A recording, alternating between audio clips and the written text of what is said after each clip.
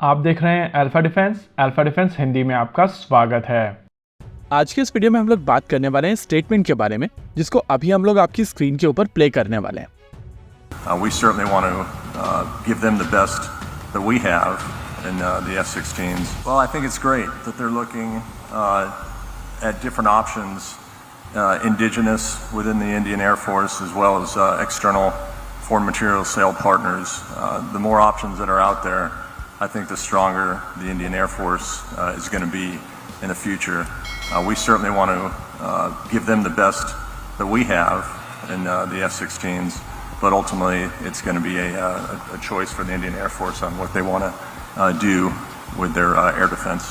ये स्टेटमेंट है US air force के मेजर जनरल डेविड ए पिफरेरियो का। इस स्टेटमेंट में उनकी तरफ से कहा गया है कि उनका जो बेस्ट फाइटर जेट है यानी कि F-16 वो यूएस भारत को ऑफर करना चाहता है, हालांकि चॉइस भारतीय वायुसेना की है। इनके स्टेटमेंट के बाद में वापस से वो F-16 वाला डिबेट शुरू हुआ है, जिसको काफी समय से आम भारतीय नकारता हुआ आया है। लेकिन जो सिचुएशन तेजस मार्क 1 के इंजन्स के साथ में बनी हुई है, उसके बाद लोगों के मन में एक डाउट तो जरूर क्रिएट होता है। चलिए इस वीडियो के दौरान करते हैं इसी चीज की एक एनालिसिस और समझने की कोशिश करते हैं कि F-16 एज एन ऑप्शन है क्या, और अगर है तो कितना इफेक्टिव सोल्यूशन है। देखिए, इस बात में कोई डाउट नहीं है कि F-16 एक लेजेंडरी फाइटर जेट है, लेकिन जब ये फाइटर जेट बनाया गया है तब से आज तक बहुत सारे टेक्नोलॉजिकल चेंजेस आ चुके हैं और उन चेंजेस को इस फाइटर जेट के ऊपर ऐड करने के लिए जगह नहीं। एग्जाम्पल के तौर पर इस फाइटर जेट के ऊपर IRST नहीं है और अनफॉर्चुनेटली इसके ऊपर IRST की जगह भी नहीं है। कॉमन पब्लिक के लिए मैं यहाँ पर बता दूं कि IRST एक ऐसा सेंसर है जो बिना किसी भी तरीके की रेडिएशन को छोड़े टारगेट से आ रही IR रेज की मदद से उसको सर्च और ट्रैक कर सकती है। इस सिस्टम को इंफ्रारेड सर्च एंड ट्रैक कहा जाता है और अभी आप अपनी स्क्रीन के ऊपर एक सुखोई फाइटर जेट के ऊपर एक IRST को देख सकते हैं। वैसे इन कमियों को कॉम्पेंसेट करने के लिए दूसरे ऑप्शंस ढूंढे गए हैं, जैसे कि ड्रॉप टैंक के ऊपर IRST लगाना या फिर एक डेडिकेटेड IRST पॉड कैरी करना। लेकिन इन ऑप्शंस के चलते कहीं ना कहीं आपको थोड़ा बहुत कॉम्प्रोमाइज करना पड़ता है। वैसे अगर केवल एरोडायनेमिक्स की बात की जाए तो F-16 एक बीस्ट फाइटर जेट है और इसकी एरियल परफॉर्मेंस काफी शानदार है। कहीं ना कहीं इसी को बेसिस बनाकर लोगों की तरफ से कहा जा रहा है कि भारत को F-21 अक्वायर करना चाहिए, क्योंकि उस फाइटर जेट में AESA रेडार होगा और उसको इंडिजिनस तौर पर टाटा भारत में असेंबल कर पाएगा। वैसे F-16 का ये लॉजिक इस वजह से भी दिया जा रहा है क्योंकि रफाल की ऑर्डर बुक काफी स्ट्रांग है और अगले 4 से 5 सालों तक रफाल की फ्रांस में असेंबली लाइंस जैम पैक्ड है।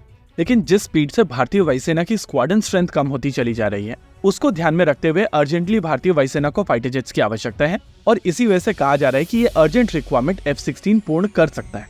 देखिए, परसेप्शन ये है कि यूएस में काफी तेजी से F-16 बनते हैं और इसी वजह से काफी तेजी से F-16 भारत को डिलीवर किए जा सकते हैं।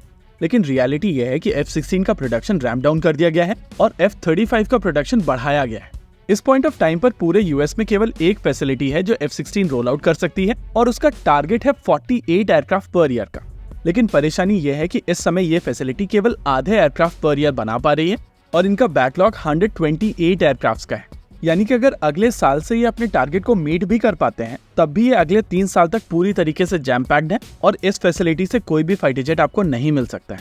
इसके अलावा सप्लाई चेन इश्यूज F-16 को भी परेशान कर रहे हैं और अगर आप ताइवान के ऑर्डर को देखेंगे तो साल 2019 में ताइवान ने $8 बिलियन की लागत में 66 F-16 ऑर्डर किए थे, जो उनको साल 2026 में मिलेंगे।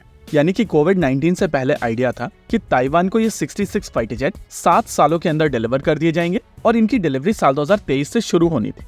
अनफॉर्चुनेटली सप्लाई चेन इश्यूज के चलते F-16 भी डिलीवर नहीं हो पा रहे और जो परेशानी LCA तेजस मार्क 1 के साथ में चल रही है, वो F-16 के साथ में भी चल रही है। वैसे इस वीडियो के दौरान मैं ये चीज भी एक्सप्लेन कर सकता था कि अगर भारत की तरफ से F-16 अक्वायर किए जाते हैं तो दोनों तेजस मार्क 1 और मार्क 2 प्रोग्राम पूरी तरीके से बंद हो जाएंगे, क्योंकि ऑपरेशनल स्पेक्ट्रम एक दूसरे के ऊपर ओवरलैप करेगी और अगर भारतीय वायुसेना F-16 अक्वायर कर लेगी तो उनको तेजस मार्क 1 और 2 की जरूरत नहीं पड़ेगी। देखिए, तेजस का प्रोडक्शन रेट, तेजस का इंडक्शन, ये सब हमारी परेशानी है। लेकिन जो लोग ऑपरेशनल कैपेबिलिटीज की बात कर रहे हैं, उनको फर्क नहीं पड़ता है कि प्लेटफॉर्म इंडिजिनस है या बाहर से आया है। और इसी वजह से इस वीडियो के दौरान मैंने एक्सप्लेन किया है कि बाहर से लिया हुआ ये प्लेटफॉर्म एटलीस्ट तुरंत तो डिलीवर नहीं होगा। अगर इसके लिए भी आज मोदी जी साइन करके ब्लैंक चेक दे देते हैं तो भी पहला फाइटर जेट आने में कम से कम 4 से 5 साल का समय लगेगा। होपफुली इस वीडियो के बाद में दोनों साइड के लोग, जो लोग तेजस को सपोर्ट करते हैं और जो लोग तेजस को अपोज करते हैं, एटलीस्ट फैक्ट्स को समझेंगे और इस वीडियो को जरूर अप्रिशिएट करेंगे। इसी के साथ आज के इस वीडियो में रखते हैं केवल इतना ही। वीडियो को अंत तक देखने के लिए धन्यवाद। देखते रहिए अल्फा डिफेंस। जय हिंद।